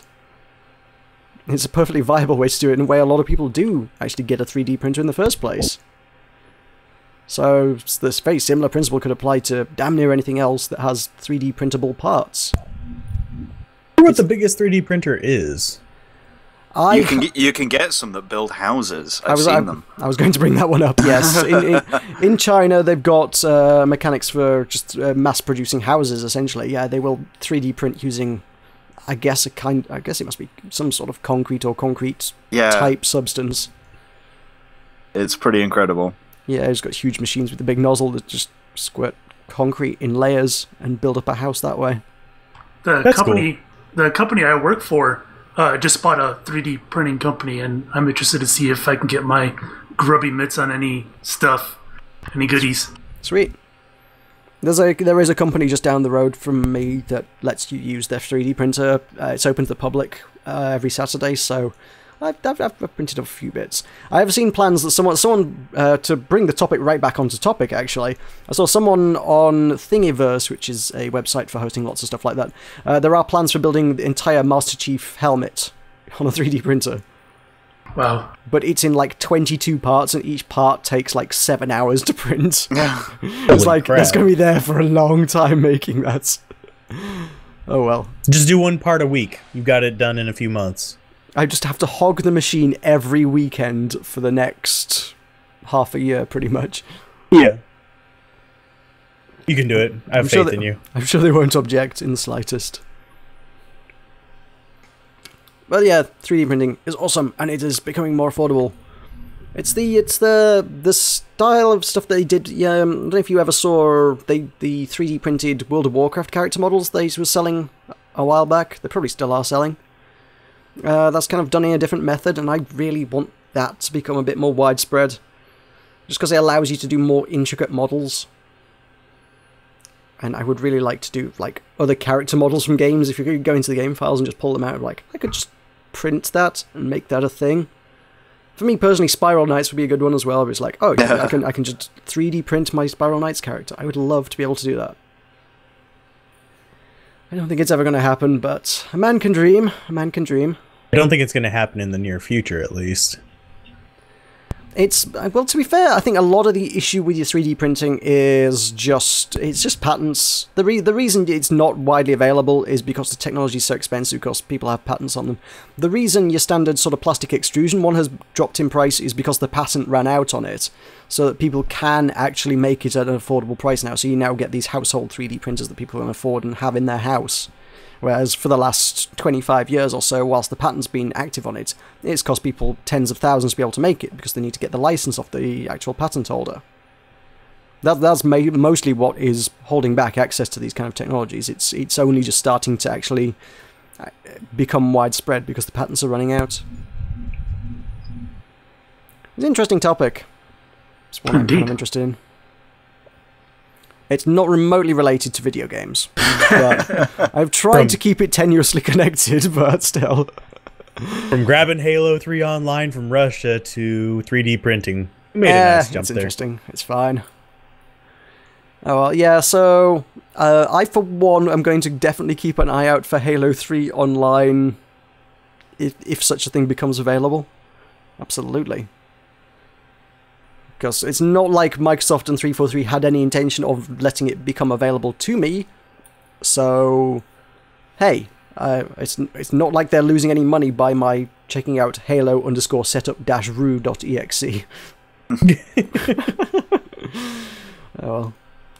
So, yeah, it was GitHub DMCA takedown, so I guess they can't host it on there, but you know what hackers are like. They're probably not going to let that stop them for too long. Yeah, they're pretty good at getting it going forward. Yep.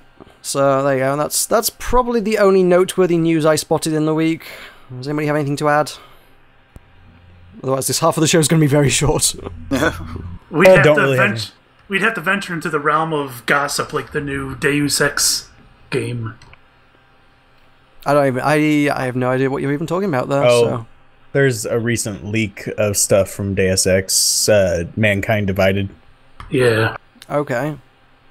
But it was a leak, nothing official, so... Hey, rumors are fine. Talk rumors. And the leak was in Russia, so... It's all connected. It's all connected.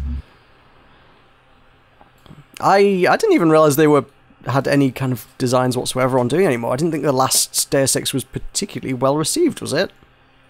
Oh, absolutely. Depends on which one you consider their last. Well, Human Revolution will be the most recent one, is it not? Or have I totally missed something here? Yeah, there was a little mobile port. Oh, right. Oh. That's... If it's on mobile, I probably almost certainly wouldn't count it, and secondly, I hadn't even heard of that, so... Well, that's why the leak got it on a lot of news sites, was because no one even knew they were making another one. Right. I never heard anything particularly glowing about it, especially not in comparison to the original anyway, so... I enjoyed it. Oh, fair enough. I just didn't think it was anything that most people were like, yeah, we need more of this. It was more like, I'd rather play the original. Oh, I love the setting. I love the dystopian, futuristic setting that was in. But I'm a sucker for dystopian stuff. Fair enough. Okay, cool. Alrighty, so moving on from rumor, I suppose, let's do the video game releases. Dystopian such as Dead Synchronicity. I am getting on the Segway bandwagon. Oh, right. Oh, you're jumping ahead of things. Right. Oh. My jingle is gone to the wayside. Do we have a jingle? You always object to any kind of... Oh, wait, no. Do you do a jingle for this bit? Yes, I've only been doing it for 2 months now. Do your jingle, because I don't remember your jingle for the video game releases. Too late now. No? How memorable it is, no.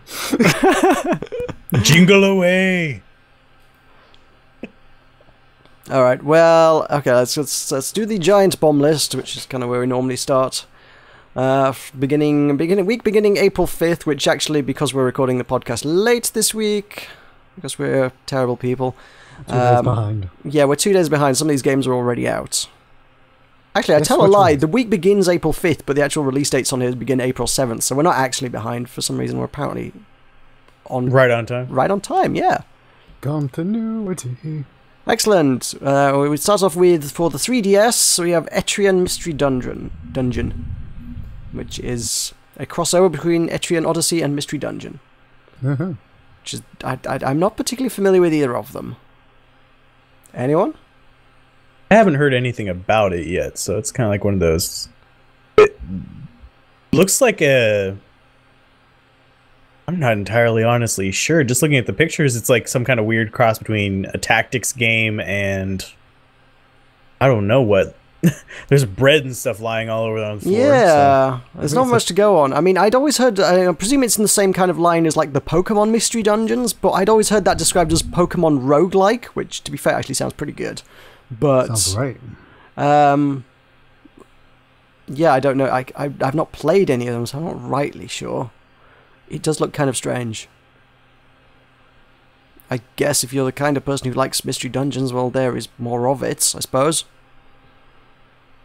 None of us knows anything. Yeah, I don't know anything. It's for Game Boy Advance, but that's about all I got. Etrian Mystery Dungeon. Oh, 3DS, sorry. It's 3DS. I was gonna say, Game Boy Advance is a little bit older than that at this point. I'm sorry, I'm It's old. going back a little bit. I'd be okay with them doing more Game Boy Advance games, by the way, because the Game Boy Advance is an excellent console, but no, it's not for Game Boy Advance. Next up we have Bastion. Yay! One or two people might have played Bastion, I imagine. Is that on console now? It's on PlayStation 4 to this time, yes. Oh, nice. I love that game. That was fantastic. It is a fantastic game, yeah. I'd imagine it worked really good on PlayStation too.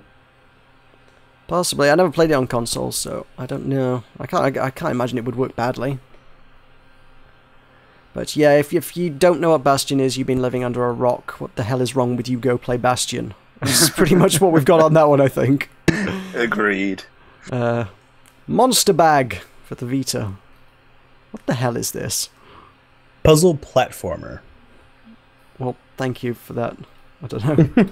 Monster... if I type Monster Bag into Google, it's going to bring up a lot of the other things, isn't it?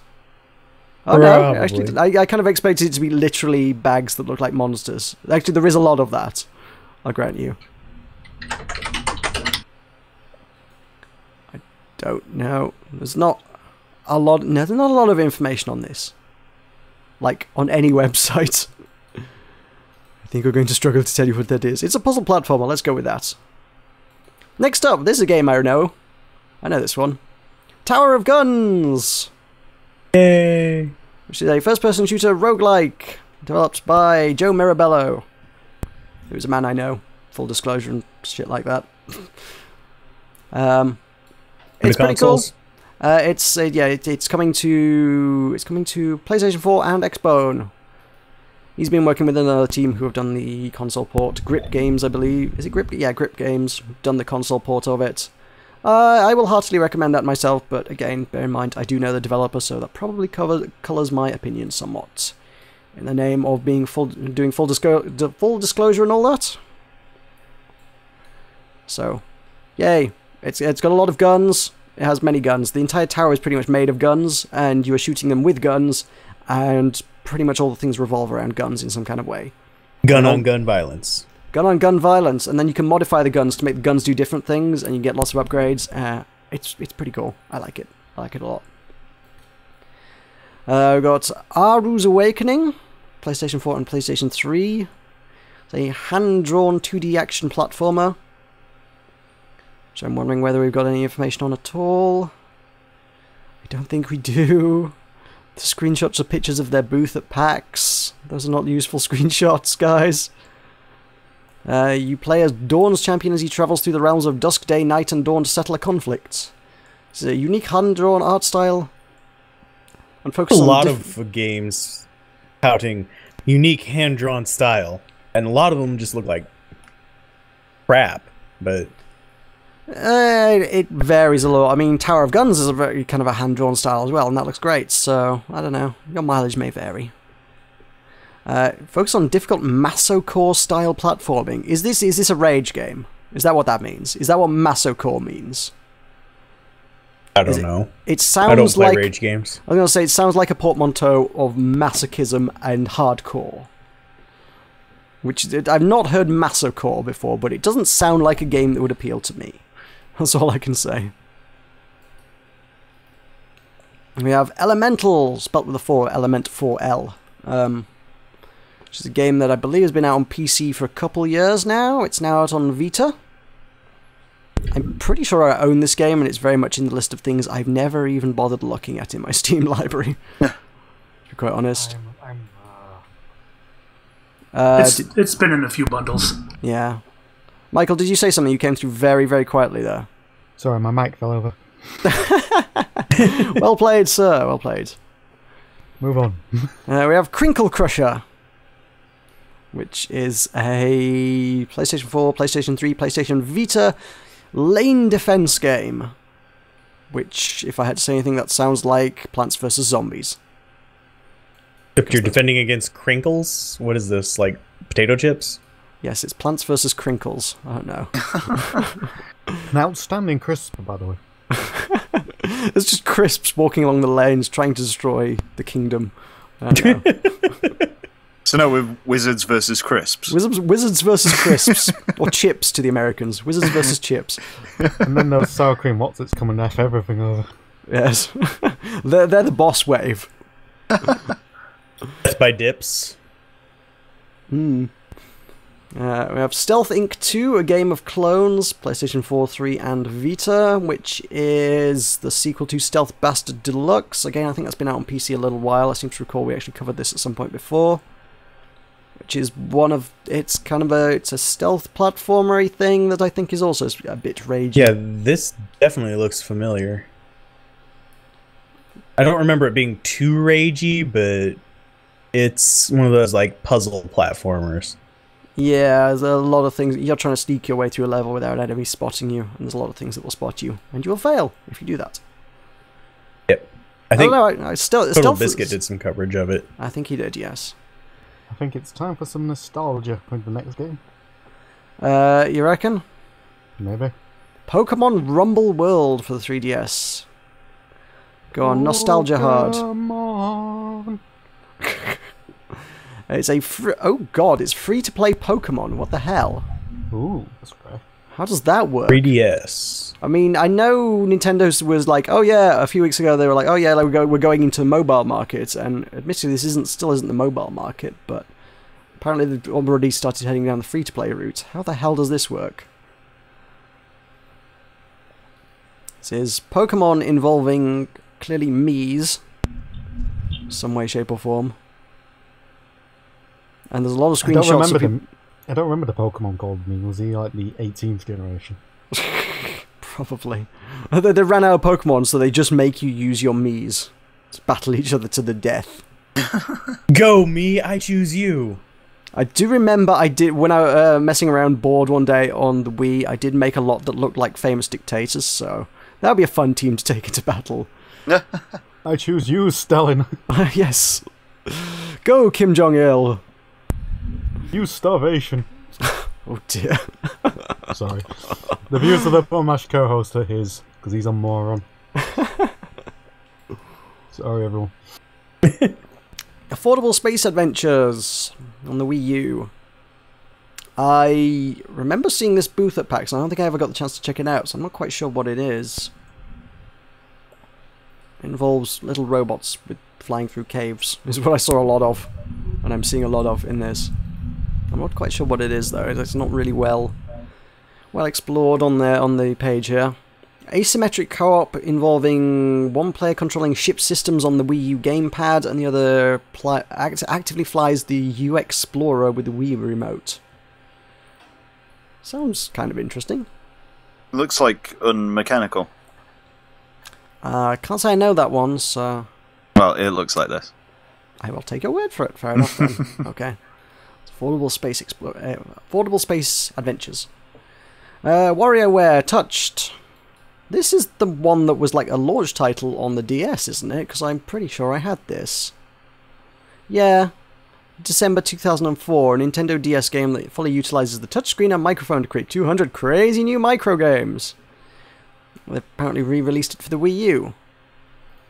Because that's the obvious platform to put your touch-controlled... What? I presume it must use the screen thing that they've got. I love the fact that you're so flustered about it. I don't understand how on a like a TV-based console you would put a touch-based game. It's like putting... I was going to say it's like putting Angry Birds on the TV, but I think that probably exists, doesn't it? Yep. God damn it. Then I have no good analogies. Go away. Yoshi Touch and Go, which is the same? Yeah, it's the same game with Yoshi. Also one of the really, really, really early Nintendo DS titles, which apparently they decided to re-release for the Wii U. Nintendo's bringing out their back catalogue this week. And in the warehouse. Yes, I was like, quick, how many games can we shovel onto a console this week? Shovel them faster. And Xenoblade Chronicles. Anybody? This looks vaguely familiar. I've seen this somewhere, so I'm hoping somebody's got something to say on this. Isn't this related back to things like Xenosaga? It is actually, yes. It's Monolith Software are the guys who made the Xenosaga trilogy, and apparently also the Bait and Kaito series. Oh, I really like those games. That was really weird. That was JRPG with card-based combat. It was very strange. There was a lot of drama surrounding Xenosaga. Is the only reason I remember it for sure, though. Basically, they didn't go the direction the developers wanted, so some of the developers left and made a different game that sold better than the original Xenosaga. Just can't remember the name of it. Okay, alright, fair enough. So I guess this is more... I guess it looks like more JRPG-ish kind of stuff. Potentially. I don't know. For some reason it looks almost Final Fantasy 12-ish. Yeah, I was going to say, it's kind of got that same vibe of... Well, yeah, like I say, JRPG-ish. I mean, Final Fantasy. I don't know, it's good. I just feel like this has got like a I feel like we should know more about this game. It's got a really big wiki page here. We know nothing. Oh well, that's a game. Let's do Steam. Let's move on to Steam. We can talk about Steam. Do we have a jingle for Steam, or are you continuing to veto jingles? I am now having an epic sulk. Oh, right. Can we have the sulk jingle? Alright. No. Steam. I was expecting a jingle just for you sulking more than for Steam, but okay. I was expecting Song of the South.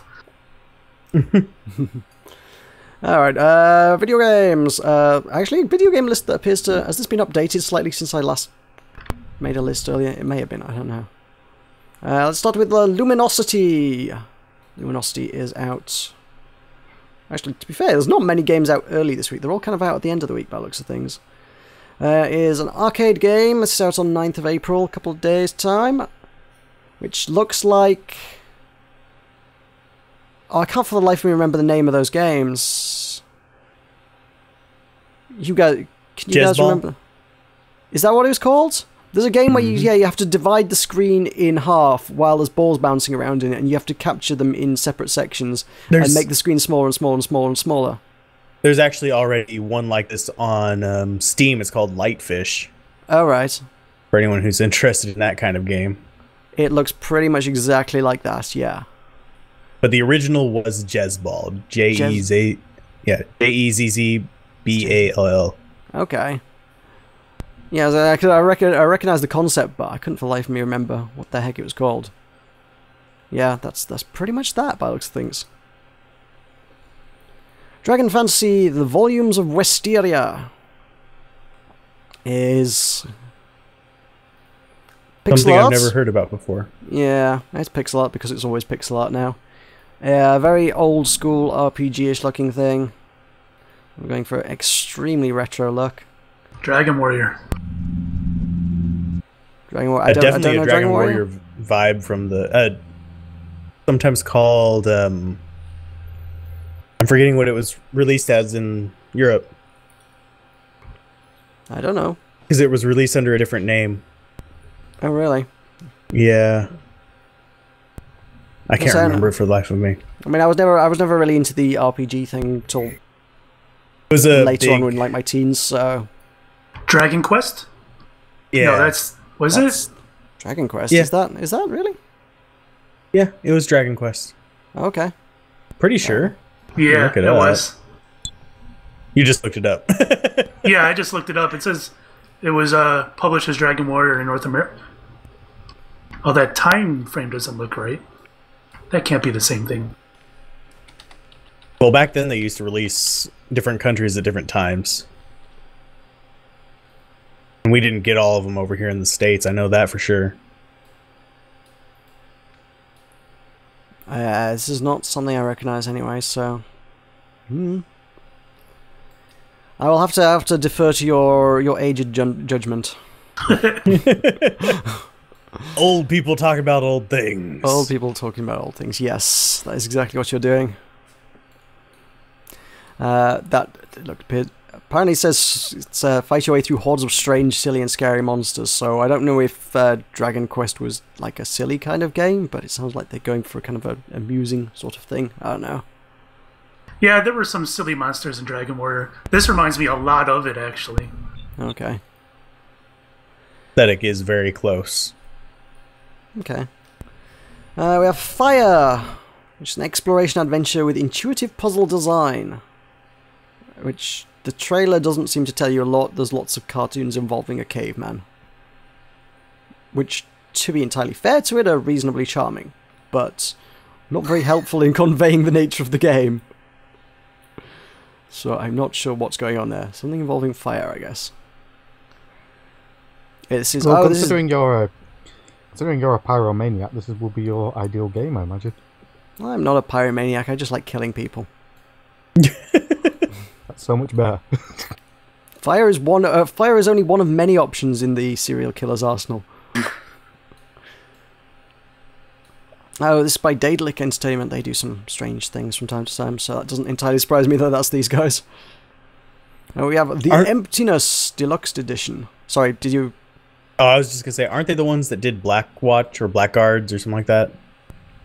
They think it's might Blackguards. be. It's the Deponia series are the ones I kind of know them best for. I think they also did. They've done a lot of point and click stuff in the last few years, actually. Yeah, I think it's them because Blackguards was their first exploration into tactical games. Okay.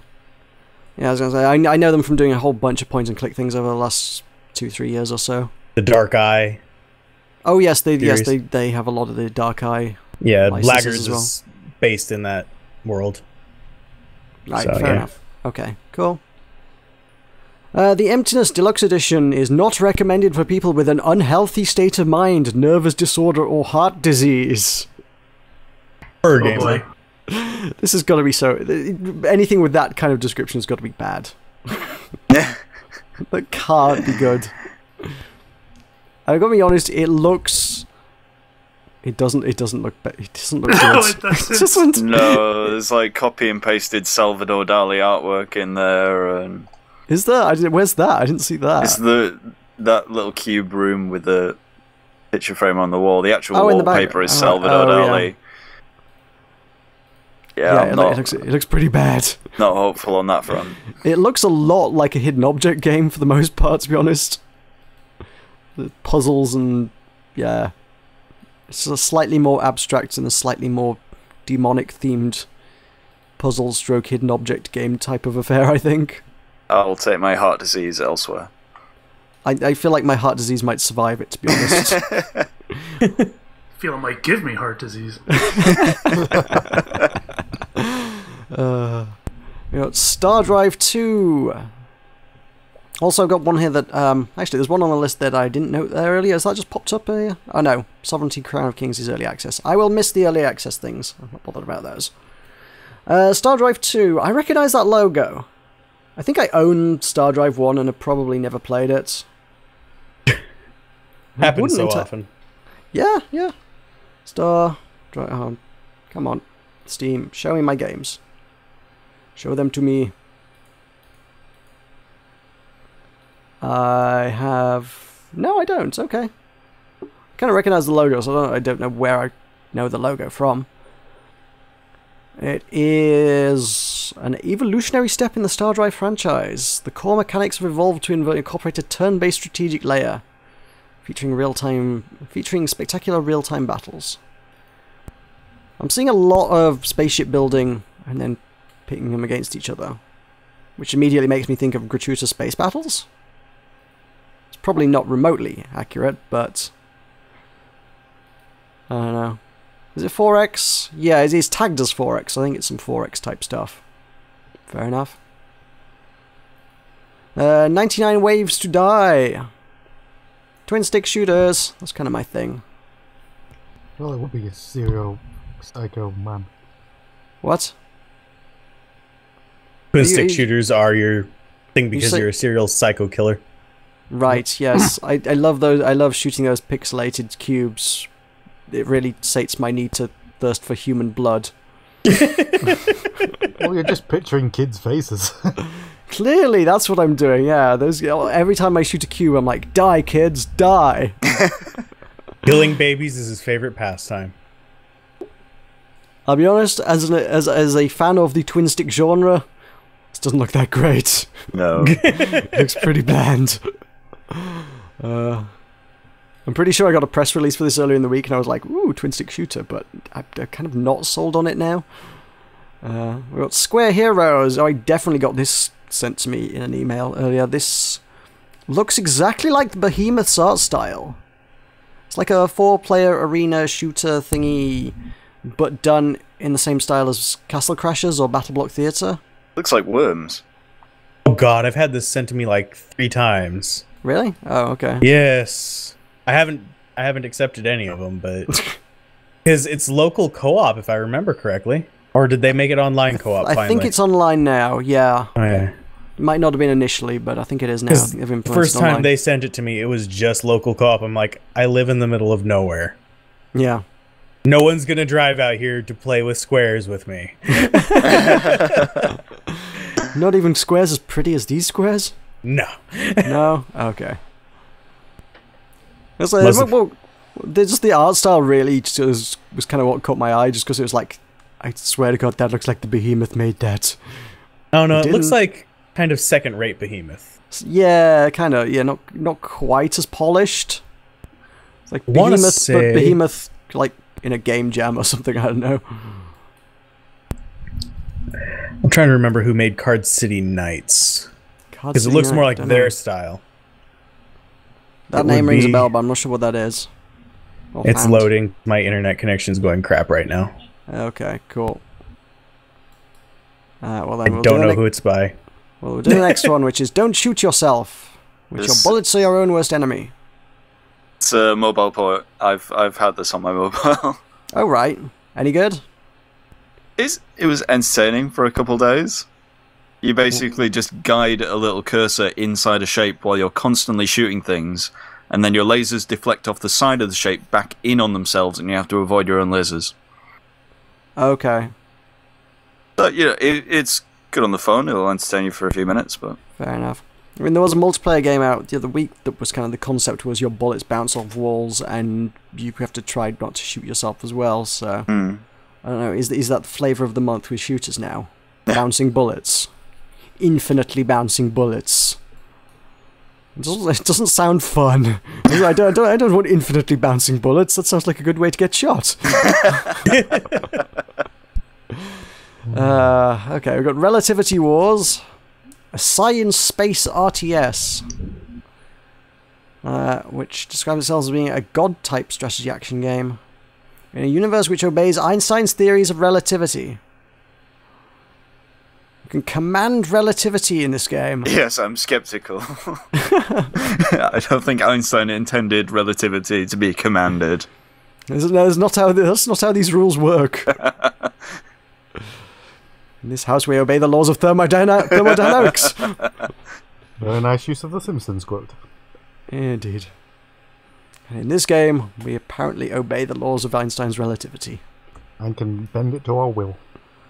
That's not really obey. If you're bending it to your will, you pick one. You can obey it or you can bend it to your will. You can't have both. I want both. No, shall not happen. It's kind of got that kind of grid sort of thing with, to show the matter of space-time as, you know, the two-dimensional analogy for gravity. It just proves that it's donut-shaped. Yeah, it proves that the universe is donut-shaped, yes. Forbidden donut. Well, I also saw another theory that said the universe was football-shaped, so who knows? I don't think it has a shape. Well, it must have some shape. I've heard it's shaped like a crinkle crisp. I've also heard that one, yes. Yeah, eat it, Stephen Hawking. Infinity doesn't have a shape. We have Dead Synchronicity, Tomorrow Comes Today. Which is... I don't know what this is. What the heck is this? I've heard the point and click. I've seen this ages ago. Yeah, this is a point and click adventure. Oh, okay. I saw this on Kickstarter. That's why I remember it. Okay, it's very hard to make out from either description or the screenshots what the hell is actually happening. I guess it kind of looks a bit point and clicky. All right, is this zombies? Because it sounds like zombies. I can't remember. Most games that have dead in the name usually refer to zombies, and I'm kind of sick of zombies, if I'm honest. Oh well. Well, the zombies are sick of you too. Good. They can leave me alone then and stop releasing early access games. We have the Undying Plague, which is zombies. God damn it! At least it's not early access. All zombies. This is a top-down shooter where your task is to fend off waves of attacking zombies. If it would load... The gameplay trailer doesn't look entirely enthralling. It looks pretty underwhelming. They could have probably done a better job with that. And graphically speaking, it's nothing to write home about either. I will say, as far as top-down shooters fighting off zombies go, I played a game a while back called Over 9,000 Zombies, which was actually pretty good, so if you're looking for something in this genre, I kind of recommend that one, actually. And we have the Hero Generations, finally. Hero Generations being a roguelike stroke 4X strategy game where every turn is 1 year of your life. You must explore, find a mate, build a home, and raise a child before you die to keep your legacy going. I like the sound of this. It sounds... Or is this a make baby roguelike? Yes, it's a roguelike about making babies. Kinky. I hope it has dating sim elements. Just for the funnies. You want it to be like Honey Pot, basically. Yeah, oh my god, yes, do it. Make it happen. Hell, I know somebody who's trying to make a TCG / dating sim. Okay. Yeah. I'm interested. I don't know how that would remotely work, but I am interested. These trolls That was are kind of my adorable. response. Sorry? The trolls are adorable in this game. I don't know which ones are the trolls. That Where are the was- trolls? That was a phrase I thought I would never ever hear on this podcast. Trolls are adorable. Yeah, look at they have a screenshot of the trolls. Oh, yeah. Okay, our definitions of adorable differ, but... For a troll. So yeah, for a troll. Relatively speaking. Yeah, okay. Sure. I'll give you that much. So It's a doll of a troll. Yeah. This has Proud been of described as the offspring of Civilization, Jason Rora's Passage, and The Legend of Zelda. I'm not familiar with Passage, so it doesn't help me out a whole heck of a lot. Sounds like a very strange beast. I have no idea how that would work. Kind of intrigued, though. So there you go, that's the upcoming games for the coming week. I hope you're enlightened. Formed. Now, let us do the part of the show where we shamelessly and ruthlessly plug all of our things. Fixxxer, tell us what you're currently up to and where people can find those things that you're doing. Well then. Fixxxer TV on YouTube, that is with 3 X's and not 1. Triple X for Triple X rated. Yes, Oh exactly. yeah. The X's actually stand for the eyes and mouth of a voodoo doll. Is that really what that is? Okay. Yep. Yeah, I just recently started my Grim Fandango series back up. I'm pretty excited to get back into that. And of course, I'm going to get ready to put out some Killing Floor 2 tomorrow. So you want to see some Killing Floor 2, man, 2 p.m. Central Time tomorrow. That will be like... By the time people watch this, that'll be like now. Go to Fixxxer's channel now. Why have you not gone? Leave now! Stop watching this! Go, Fly! Go see the Killing Floors!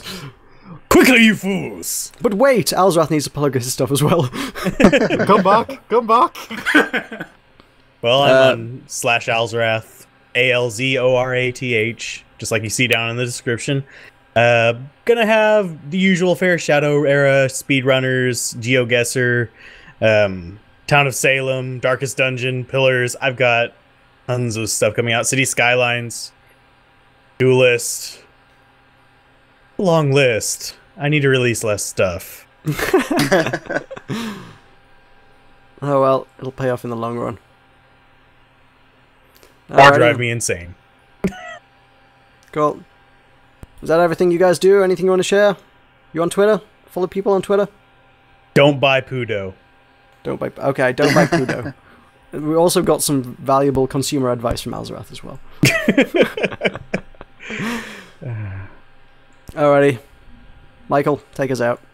Right, thank you very much for listening to the Button Mash podcast. We do appreciate it. If you want to join the conversation, you want to leave a comment, maybe tell us how we're doing. Maybe you know some gaming news that we don't know for this week. Yes. Please feel free to tell us in the comment section below. We may reply to them. We may even mention you in a future podcast. Who knows? Maybe. Give us the option. If you want to find out more about Button Mash, you can follow us on Facebook at. Facebook.com/buttonmash. You can find us on Twitter at. Twitter.com/button_mash_UK. You can find our website at. Button-mash.net. You can find our presence at Steam at. bit.ly/BM Steam. And if you would like to support John in his Patreon series, which I severely encourage you not to do, but I have to mention it out of moral obligation, that can be found at patreon.com/buttonmash. Also, can we say, I'm pretty sure Alzorath has one as well. Alzorath, do you have one? Yes, I have a Patreon. It's patreon.com/ALZORATH. There you go. Go give him money as well. That was a two-man segue. Yeah. Cool. That's teamwork. That just put a weird image in my head. Two people riding one Segway. Two guys, one Segway. That's probably already on the internet. That's Chuck Lorre's next sitcom. I don't know who that is. That was meant to. I don't know. You don't know my jingles. You don't follow popular culture. I don't know. I am the worst. I know. If you have to pick a patron, go with Alzorath. Two men can enjoy one gyroscope. Okay. After that awful detour, thank you very much for listening to the Button Mash podcast. We do appreciate it. Thank you to our guests for giving up 2 hours of their time to indulge this idiocy. For Thanks for having us. Thank you for having me. For myself, and for John, Thank you. and for Will, Thank you. it's been the Button Mash podcast. We'll see you next week as always. Goodbye. Bye. Bye. Cherry bye.